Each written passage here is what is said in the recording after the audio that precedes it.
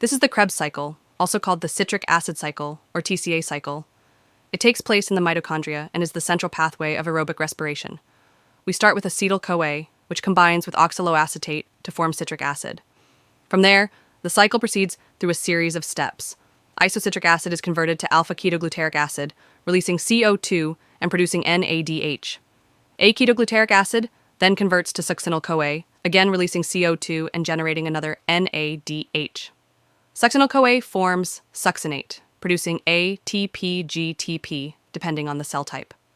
Succinate is oxidized to fumarate, generating FADH₂. Fumarate becomes malate with the help of water. Finally, malate is converted back to oxaloacetate, producing one more NADH, and the cycle is ready to begin again with another acetyl-CoA.